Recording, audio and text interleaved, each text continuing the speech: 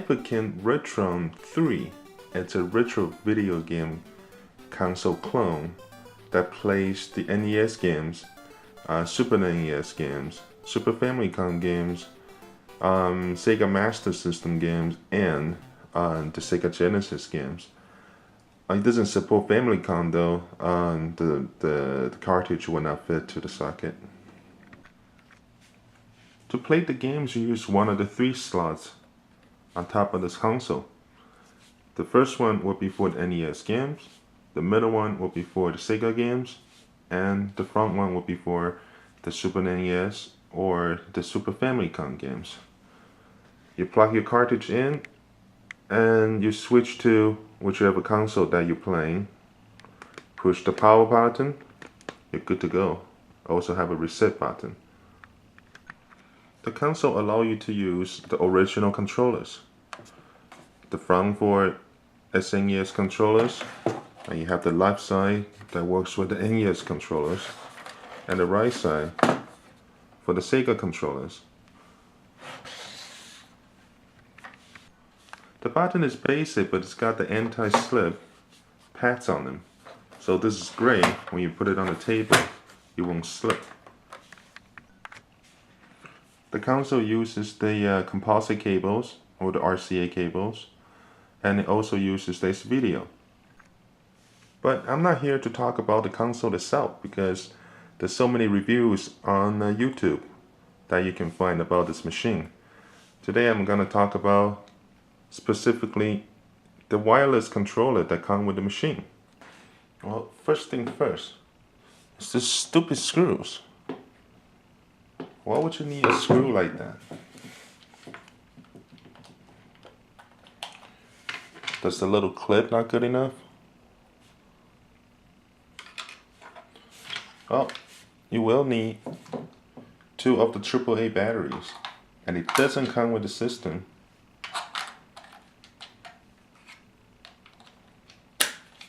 Which is fine. You can get any dollar store ones, it will work just fine. It's just a controller, you don't need any high quality battery or anything like that. Don't need an expensive dual cell or rechargeable, just not necessary. Because eventually you will get the real controllers for the machine. I was told by the store owner this controller is really bad. It doesn't worth anything and don't even bother with it. But I got a budget, so I couldn't purchase the aftermarket or original retro game console controllers when I was buying this machine. So I thought, hey, I gotta make the best of it. So I used this controller for a little while until my eBay ordered controllers came into the mail. But that's a different story. Yeah, I thought I'd make a review about the controllers in a little bit more detail. First is the design. It comes with 2 controllers, and they're already preset to be one of them player 1 and another one player 2. And how to tell the difference is by this little dot at the front, and the controller 2 will have 2 dots on them. The controller is basically in Sega Genesis style. Here's a Genesis controller for comparison, and it's very much the same size as well. Same button layout as a 6-button Genesis controller. Same design to the D-pad, which is pretty good, except it doesn't feel the same as the Genesis one. It feels cheaper, but works. Same style and everything. It's got the select mode and the start button. So basically just select and start. 6 buttons that work well. It doesn't have the triggers. So that's basically what it looks like. The receiver end of the wireless controller is right in front of the console. As you can see, that sensor right there. And on the controller is with those 2 LEDs at the front, or the sensor, or whatever you call it.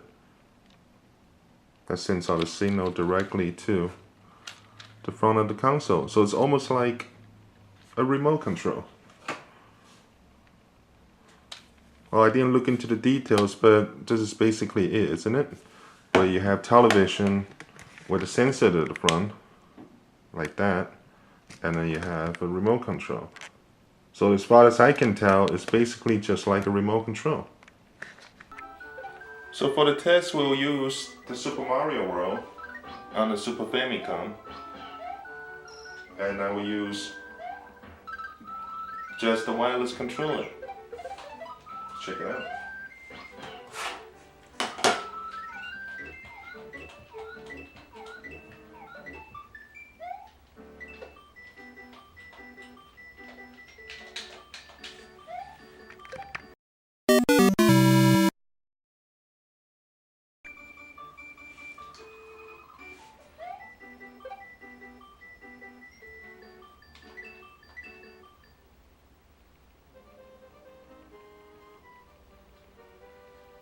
Okay, so at the back of the controller, it tells you the key mapping of each console. You can go accordingly, or you could just figure it out by smashing different buttons and find out what they are.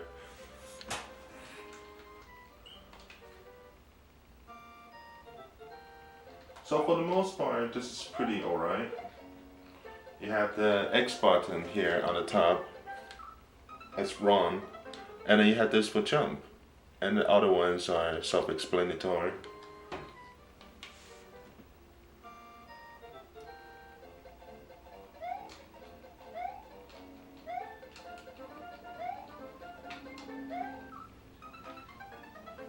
Well, that's the first problem there. The A button is so much taller than the X button, and then you cannot change the key binding. So what that means is, every time you want to push this A button, you have to press down completely. If you're just tapping it, that's not good enough. Which in result with games like Super Mario World, it's difficult.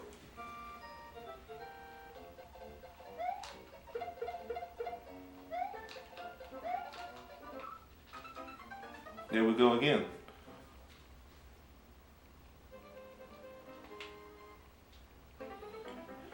It's just simply harder to use. It's not that it's not responsive, but it's harder to use than the regular Super NES controller or anything else.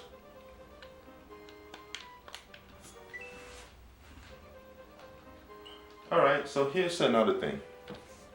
This controller, since it's just like a remote control, so if you're not aiming at the sensor over there, you'll simply not work. See, right now, I'm trying to press the button to enter the game. Doesn't do it. And then it will only work if I'm aiming at the sensor over there. This can be a big problem sometimes when you're playing the game and it gets so intense.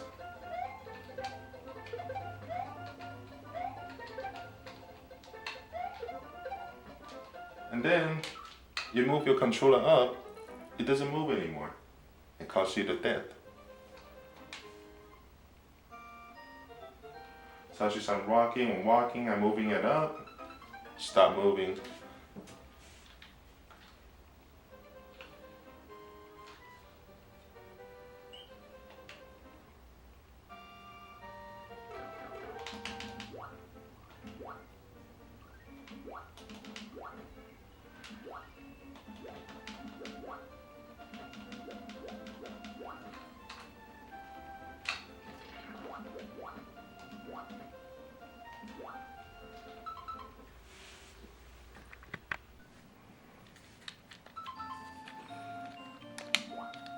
For what it's worth though, this is still acceptable if you just simply don't want to spend money on the original controller just yet. An original controller can cost a lot of money because of the price these days. I don't know why they make it so expensive these days. Those consoles are not rare. those consoles control definitely not rare. Just because they're retro, some people decided to make it valuable for no real reason.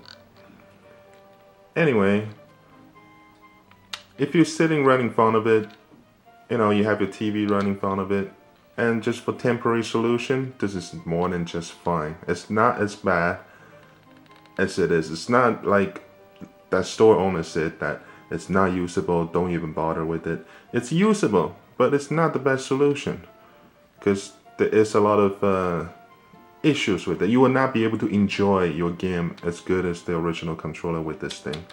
I wouldn't even call it a true wireless controller, since it does have a distance limit. I don't know exactly how far, but if I'm sitting in the end of the other side of my futon, it would not work properly. And you had to always aiming at the direction of the sensor. So it's not ideal, but no, for starter kit, it's just fine. And for that point, I had to make this video. But bottom line, when you get a chance, never mind that, and get an aftermarket Super NES controller. Even the aftermarket, it's a lot better than that.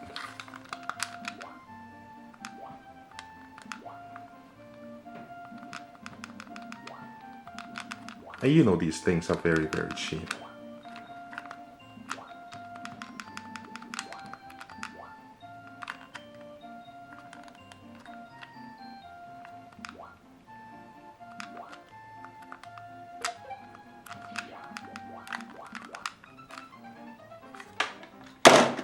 Of course, wait for shipping is always a pain in the ass. Retro console games these days, especially NES or Super NES, they cost a ridiculous amount of money. And especially if you live in North America, that is. I'm not sure about Europe, but in Asia, these things are still very cheap, for the really important reason that they are not rare by any means. But anyway, that's the cost of it. So if you're the type of guy that purchases a Retron, or Retron, any variations of it, the one I have is Retron 3, chances are you really just want to get something that doesn't cost so much money, and no, you can play the retro games for real, if you can acquire the games for a reasonable price. Yes, so if you're that kind of guy, you probably don't want to bother. Well, it just doesn't really matter anymore if you have an original controller, or just purchase the aftermarket when you can afford them. And like the Super Nintendo ones, I got two on eBay for $6 or $6 something, and I got the Sega Genesis one for something like $10. Same thing goes to the NES ones. So, you know, there's some waiting, but it's worth it. But meanwhile, nothing's wrong with the original controller that comes with the console. It's just fine. So yeah, that is what I have to say about the Retron 3 and the controller situation. Thanks for watching. See you next time.